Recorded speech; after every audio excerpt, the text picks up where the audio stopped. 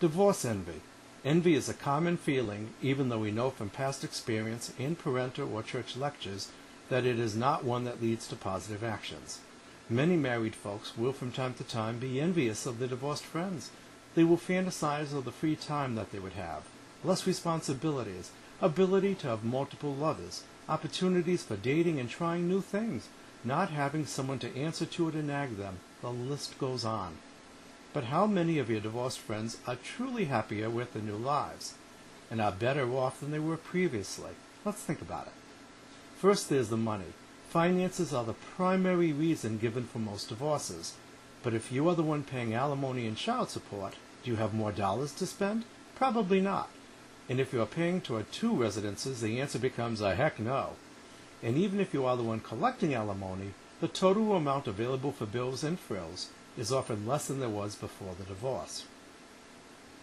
So how about the nagging? Well, it's true that your spouse will not be there on your case daily. Yet if you share custody of the children, there can still be a lot of nagging, perhaps simply of a different nature. Dating. Well, yes, you do have the option of doing it. But when was the last time that you went out on a hot date? Rules might have changed since then. Who pays? What's expected sexually? Who's responsible for providing birth control, just in case? And of course the basic of who even asks whom out. Then there is the issue of appearance. Perhaps you aged gracefully, but if you did not, that becomes one more area to be concerned with. And if you have children, how will they react to your new single and dating lifestyle? Even the hippest of teens will often resent a parent dating again. Then there could eventually be the issue of becoming accustomed to a new lover in their ways. Children. If you do not have primary custody, will it tear you apart not to see them every day? Even with the best of intentions, plans to stay in daily contact often fall by the wayside. And as they get older, they will not likely want to spend weekends with you instead of hanging out with friends back home. How about guilt for your role in the breakup?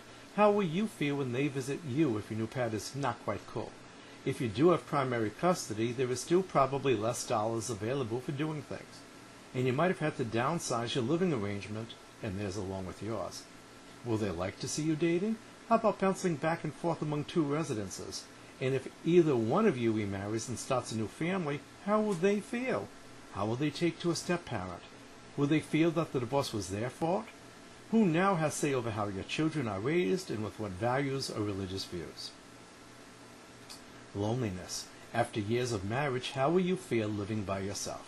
Or with your folks again, or with roommates of the same sex, sleeping by yourself, sleeping with just anyone in order to feel a connection, or to release your sexual desires and drives, not hearing your kids running around the apartment, missing your ex-spouse's voice and face, missing your former spouse. If they were honest, many to most divorced folks would tell you that much of their former marriage was in fact good, perhaps better than good, and that they still had some positive feelings for their former lover and best friend. Regrets.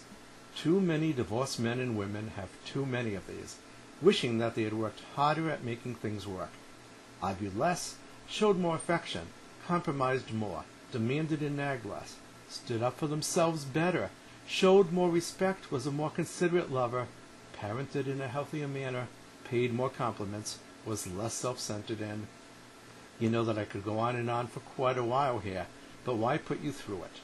You certainly get the point. Obviously, if you were abused or your spouse was an addict who did not seek or work at treatment, or they were a deadbeat, then most of this does not matter to you. But for the rest of you, take heed, divorce is far from an easy path to happiness, for yourself, your children, or your former love. Enough said. By the way, why not buy the media-acclaimed book Improve Your Marriage, Don't Overlook the Obvious, available through Amazon, Barnes & Noble, plus other retailers worldwide, filled with 500-plus pieces of advice for the typical couple, no psychobabble. By me, by the way, Russell Irving, and visit the book's website, www.don'toverlooktheobvious.com.